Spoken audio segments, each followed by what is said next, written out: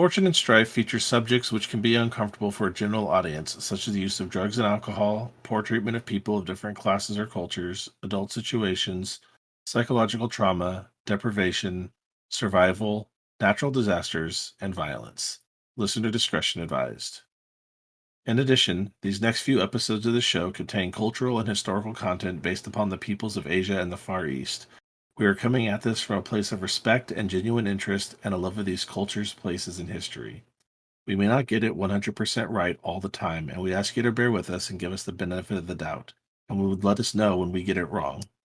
We want to be an ally in dispelling Orientalism that has affected the Asian and Middle Eastern communities around the world.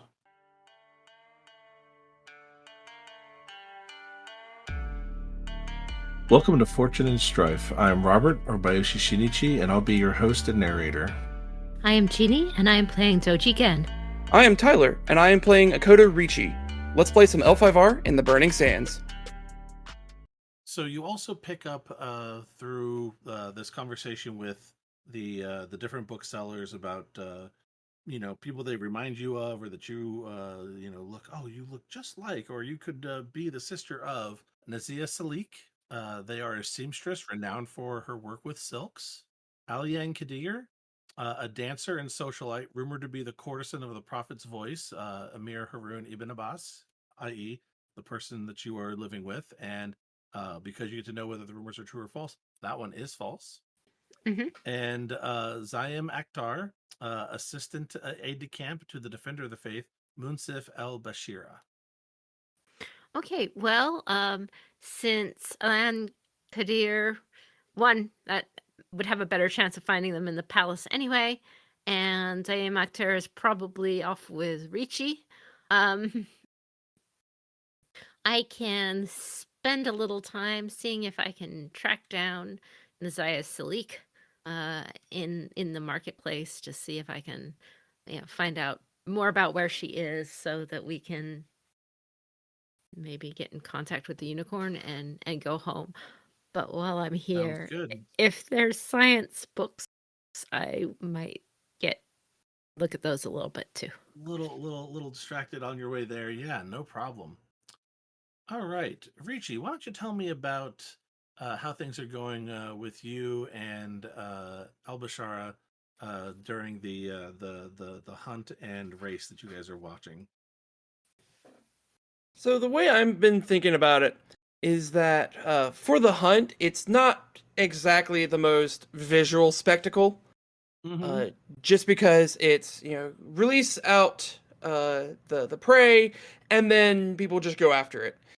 So it's not the most appealing thing to watch, but it's one of those things where people get together to talk, to gossip, do all that kind of thing with having a sports event as a reason for everyone to gather, essentially. Mm-hmm. So during that time frame, Ricci and company are just kind of enjoying the presence of being around other martial-minded people. And not to the point of like, yes, we all want to fight, but in kind of more of a tactical standpoint. It's like a little bit of an unease, but at the same time, these are my people kind of things. Where it's like, if I need to fight, I can, but nobody here wants to fight kind of deal. Yeah, you are definitely amongst fellow warriors, but not that either of these folks are looking to do you any harm or mischief at this point. Yeah. So it's just very basic discussions back and forth. A very, very light conversation because, again, Ricci just doesn't really know the language super well, so it's very, very basic conversation. You can follow, but only for so long. Yeah. But one thing that does strike you as somewhat familiar to being back home is it also seems to be an excuse to, if not outright gamble, but to make certain wagers on things that are going on, and a couple of the other soldiers or attendants to El Bashara here. They are curious about where you think it would go between the race between the camel or the horse. Who do you think would be able to make it through the endurance course, going out over rough terrain and then getting back to the city? Well, I have seen the incredible strength and agility of the horses back home. These are not those horses. The unicorn are very skilled in their training and their war horses, and just equine prowess is second to none. I do not see any of those here. And I am not familiar with these creatures you call camels, but I do know that horses can be in for the long haul. So I shall put down and Richa will reach over and pull out 2 boo and say, I shall put down 2 boo on, and he just picks a random horse and user out there. Just no idea if they're any good or not, but just like that person right there. That's who I'm betting on. Fair enough. Everyone kind of looks at your currency a little with a bit of a raised eyebrow. Not sure exactly how much you are wagering there, but other people decide to throw in a couple of bits here and there, and before you know it, you've got a a weird rough collection of currency from all different corners of the caliphate. Everyone seems to enjoy using coinage from far off places, and soon it gets back to talking about different marches and maneuvers through the different areas, and you're starting to realize that the caliphate is possibly even larger than you even imagined beforehand. That the areas out to the west, the north, and the south of Al Zawira here must be vast and abutted by a variety of different cultures. You hear things like the Nahiri and Batu and Portuga and all sorts of far off and interesting places. Oh, and just happy to be talking, and it's not really about the winning, although that is very important here. It's about that sense of, yeah, gambling's universal no matter where you go, and it's just the act of gambling is more enjoyable than actually. Well, no, I take the back. Winning is more important. Let's go. All right. Is there anything else that you might be interested in doing while you're here, or you just relaxing here? I'm not sure if you're going to try and push for anything or Uh, interact with your host in a way that might be more meaningful than just enjoying his company. Oh, I'm definitely going to be enjoying his company, but I think the big thing that that we're going to go for here is just trying to push about how good home is, and like how Rokugan is my home, and how much I'm looking forward to returning home, and just kind of re-emphasizing them being like, yeah, this place is great. I'd like to leave soon though. Um, but kind of like in a respectful manner that kind of attaches that feeling to everyone else, because everyone knows the feeling of leaving. Might as well play upon that. That's not bad. And like I said, people were already talking about marches out to different corners of the Kalos domain and on different campaigns and things like that. So yeah, how do you want to spin that? I could see that Oh, using a I'm variety of thinking things. Yeah, courtesy water. courtesy water, I think, would work out wonderfully here. I would also accept culture or performance. Yeah. Yeah, we're gonna go courtesy. That just kind of fits a little better. And I Yeah, am trying to charm the pants out of everyone here. absolutely. So yeah, we'll go with highest vigilance in the group, and I'll give you a void point to do it blind. Yeah, we'll take the void point. All right. That puts me up to 2 of my 3. Hey. So I'll be rolling my 3 water and 1 courtesy. Alright. We'll have 2 successes and 1 opportunity. And again, this is one of those time frames where, stuff's going on. We're just kind of having a good time while also still working towards our agenda. But it's always interesting and entertaining. So yeah, we'll use that to recover 2 strife. All right. So you said 2 success? 2 success. Unfortunately, that is going to be what do you call it? A shortfall of 4. Oh God. Yeah. No. Unfortunately, the highest vigilance from this perspective with water was rather high. Um, it's while everyone understands those feelings, you're also amongst a group of rough, gruff, soldierly types who also understand that they can have to suck it up and deal with those feelings of nostalgia and homesickness. Otherwise, they'd never make it. So, yeah, it falls on unfortunately fairly deaf ears. But at the same time, you're still having a pleasant conversation and having a good time with everything. Yeah, that's fine by me. All right. So, as the day starts to wear on and we start to get on into evening, we start to see the results of the race kind of coming down as it is.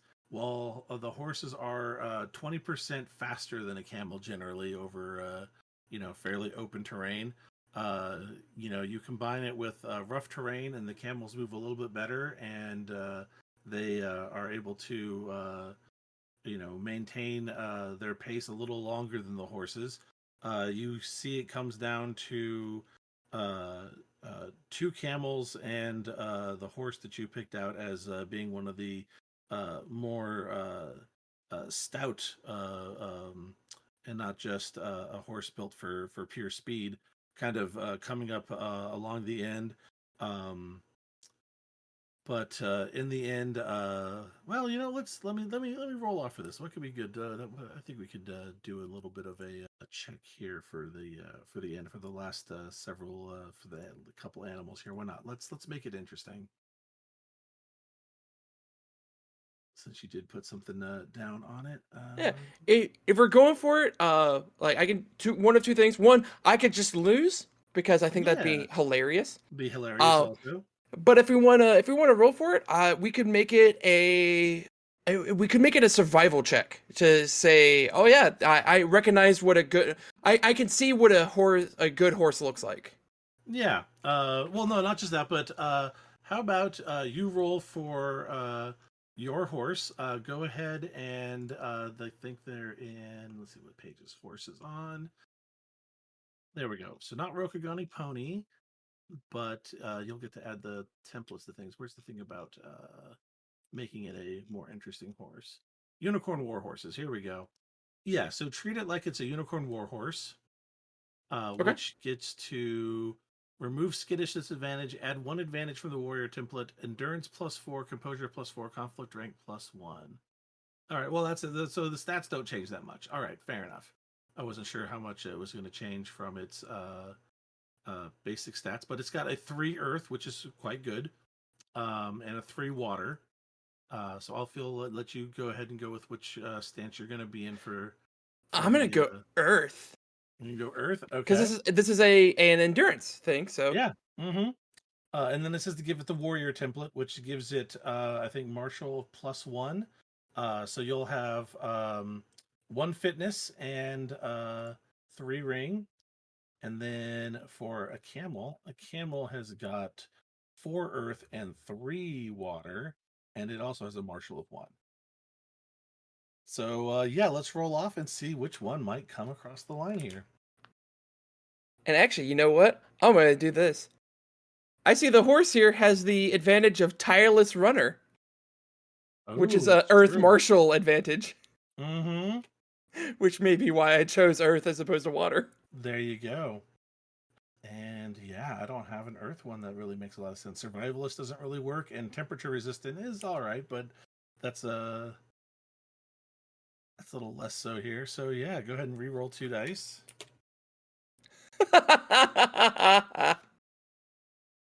All right. So in the end, my camel got 2 successes, 2 opportunities, and 3 strife. And my horse got 5 successes, 2 strife, and an opportunity.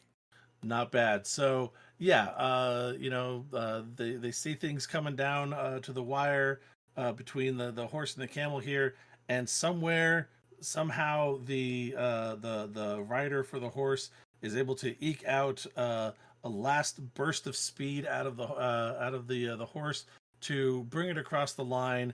A full length ahead of the camel here, who's just still trotting at its normal pace and just keeps going. If it wasn't for the fact that you could eke out a little bit extra speed, it might have taken it in the end. But yeah, everyone is just like, I can't believe the foreigner poked the horse, and how could this happen? And so many people are just distraught by this whole thing. And yeah, you now have a hefty bit of coin from all over the realm to call your own at this point. So go ahead and give yourself I'll just say a bag of foreign coinage. there you go, bag of foreign coinage. Exactly. Um, I like it.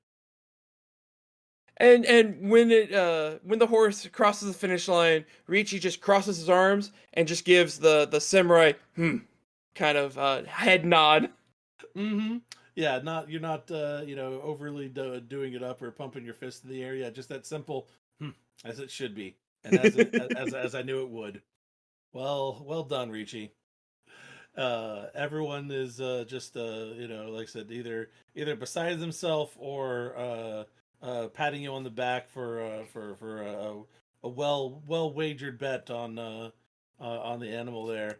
And It's more book money, right? the exactly, and Sure, totally. yeah, Elbastara, the defender of the faith, after a bit of everyone finally calming down from everything there, is just like, you have a well appraised eye there,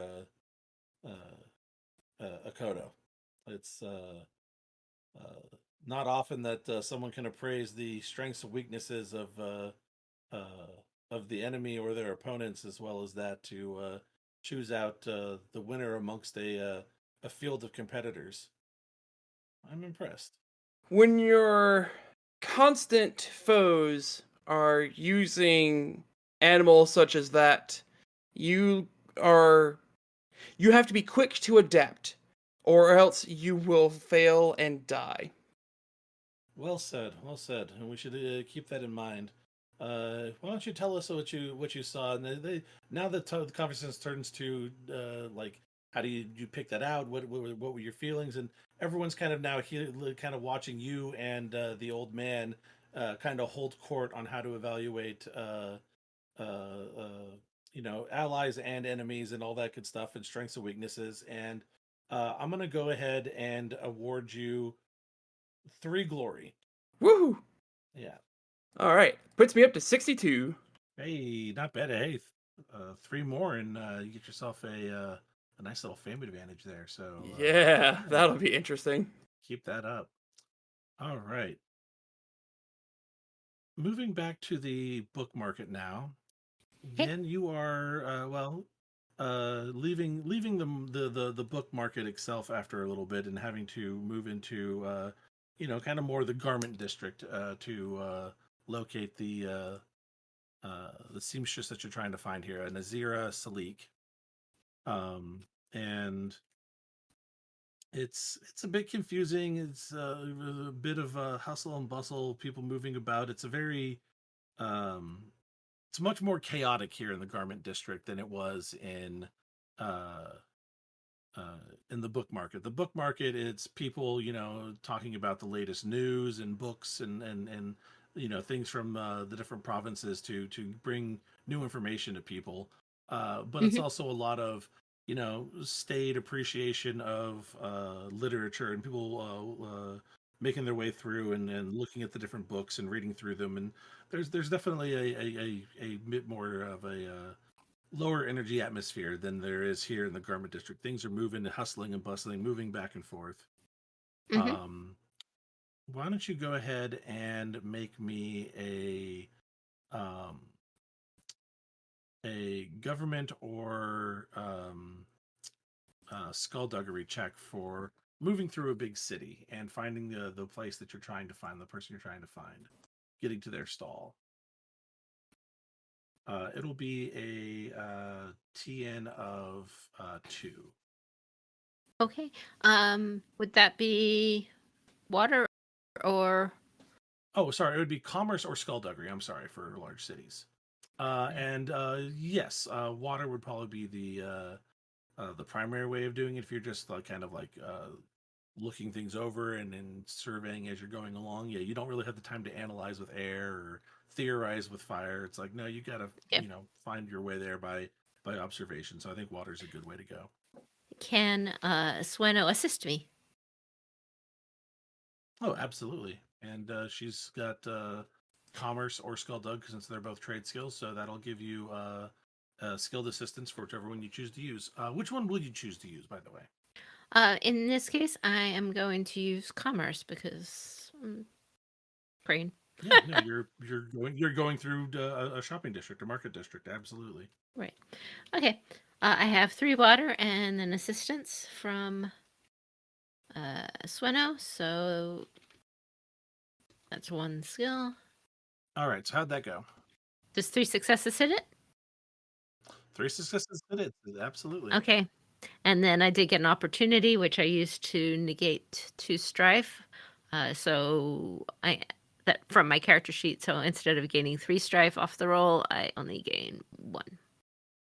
Sounds good. How do you want to describe how that 3 strife is manifesting in this check here? This area is beginning to get a little more confusing to me. There's like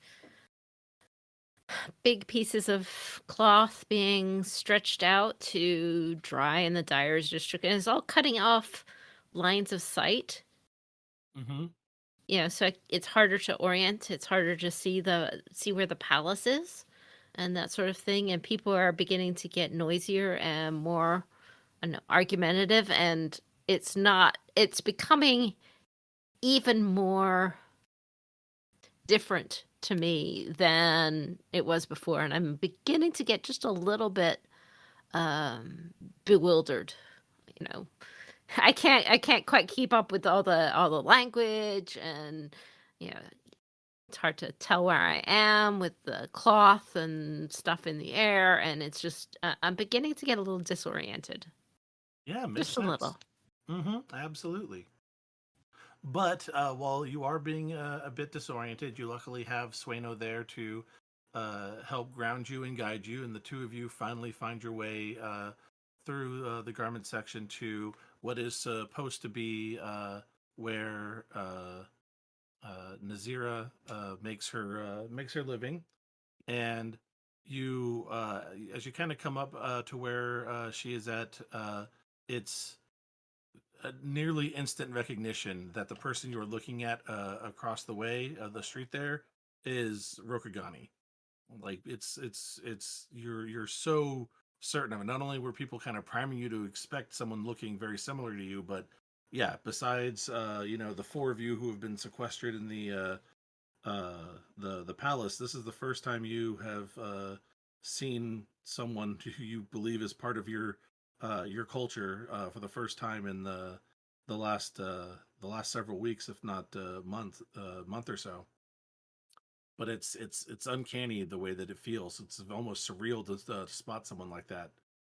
And at about the same time you spot them, they spot you, and their eyes go a bit wide, and then they look to be kind of like they are very quickly packing up and making, kind of closing down all of a sudden, and they seem to be very busy and in quite a hurry all of a sudden. Okay, I'm gonna try and catch up with them and not let them necessarily get away. Oh, sure.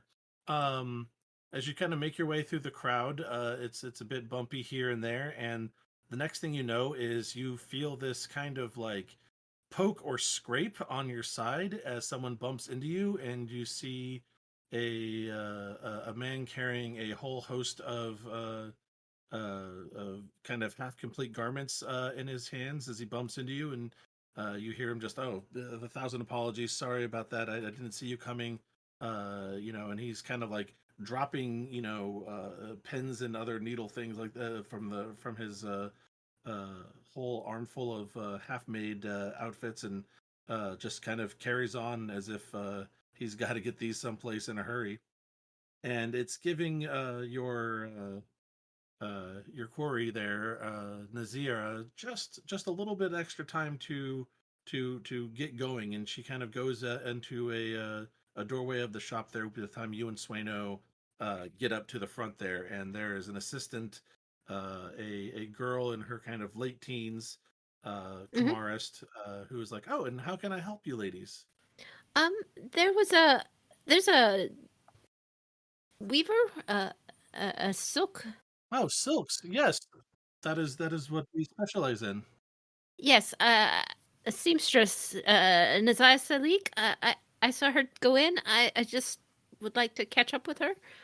Oh Um, no, unfortunately, Madame Salik has been called away. She's leaving for the evening, and can kind of see through the shop that she is put on a bit of a shawl and veil, and has started to make her way out the back. uh, please forgive me. I need to get through here. Just Well, I mean, I'm not supposed to, and I mean, she's trying to stop you, but at the same time, she's not like forcibly trying to like get in the way or hold you back. But she's like, "No, madam, no, I can't let you just go through there." But she's not putting hands on you or anything like that. yeah. Well, she's just. I hate to say it, but she's just a merchant. So Yep, you just stride right past. Then, yeah, no. Do you? Yeah, so you just barge into their shop. pretty much yes. Yeah, and you see Nazia, and like I said, she's just put on a veil, and the recognition in the other Rokugani's eyes as she shakes her head, and she starts to run out the back. She's bolting.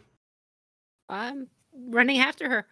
Yeah, sure thing. Why don't you go ahead and give me a fitness test, and what do you want to say? Water fitness. Water is kind of associated with speed and swiftness at times. Sure, that's it. Yeah, although, well, it depends how you might want to go after them. I mean, I could also see a case for air or fire if you wanted to theorize about which way she might be going. I don't know. Why don't you tell me? How do you think you might go about in a foot race in an unknown city? Well, at this point, I'm just trying to move faster, so water seems likely. It's got There you go. the Mm-hmm. It's got the opportunities. opportunities. You got the opportunities to move that extra range band. Absolutely. So yeah, let's do that. So yeah, water fitness. Um, go for it. Okay, Oh, I should give you a TN. You know what? I will give you a void point to do it blind. okay. So water fitness. All right. So how does the fitness test go to try and snag her or track her down or grab her, whatever you're gonna do? Catch up with her. What are you doing? My goal is to catch up with her. I got 2 successes, 4 strife, and 3 opportunity off of that roll. Um, thank you, exploding successes, I guess. Mm-hmm. Um, however, so I'd like to spend 2 of those, or sorry, I'd like to spend 1 of those opportunities to figure out the best way to catch up with her, Mm-hmm. and 2 of those opportunities to move faster. Got it. So you start through the entirety of the shop almost in one go. Just just the small stature and the high speed and the trained reflexes that you've accumulated over the years of being both a diplomat, a spy, and a bushi pay off as you make your way through the shop incredibly quickly. You realize that where she's trying to run is a way is kind of back the way you came in here, and god damn it, if Doji Gen just doesn't have a perfect memory, and so you have already picked out a way that you can go to cut her off if she continues the way she was going and catch up with her. But then all of a sudden, you are hit with a completely cold sweat that encompasses you from head to foot, the entire body. You just like feel like every part of you is just flooded with this cold sweat. Your heart is pounding incredibly loudly in your chest all the way up into your ears. Your eyes dilate and go wild, and you fail the check. You needed 6, and with the shortfall of 4 from something that has terribly happened to you here, you are going to take shortfall times 4 fatigue and strife. So that'll be shortfall of 4 times 4, 16 and 16. Fatigue and strife. Oh, good Wow. lord. You will also be suffering the disoriented condition. All right. So I am at 26 of 12 strife Okay. and 16 of 12 fatigue. Off of that. Yeah, that has knocked you for a loop. Like I said, there's now a tightness in your chest, a whole body sweats. You start to slip down onto the ground, and the last thing you see before you kind of like pass out on the floor, and Swando comes up and starts to kind of pat you around the head and neck and trying to figure out what's going on, is the pair of Rokugani eyes beneath a veil kind of look back at you with sympathy, but as they turn a corner behind a building, and she is gone. No.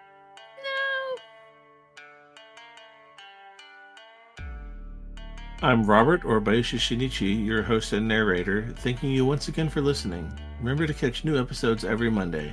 If you want to catch them early or are looking for more bonus content, please consider becoming a supporting member of the Patreon at patreon.com/CourtGames. I am Tyler, and I've been playing Akoto Riichi. You can find me on my personal accounts on Twitter at ChurcherGames or on Twitch, also as ChurcherGames. You can find the show on the web at CourtGamesPod.com, on social media platforms such as Facebook and Instagram under Fortune and Strife, and on Twitter at L5RFNS. If you would like to contact us, you can email the show at fortuneandstrife@gmail.com. This is Jeanne, aka Kakita Kaori, and also known as, at least today, Doji Gen. You can find me at my blog at the Winter Garden of the Kakita website, along with helpful materials for the RPG, and also on Twitter at White Veils or on Facebook. If you like, I am also found on the Court Games RPG podcast as a writer for Emerald Legacy, or check out The Table Is Yours for fiction readings of the FFG stories. This has been Fortune and Strife, a Court Games production in association with D20 Radio Network and the Rokugani Historical Society.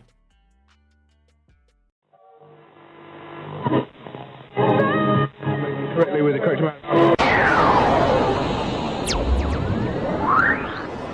D20 Radio, where gamers roll. www.d20radio.com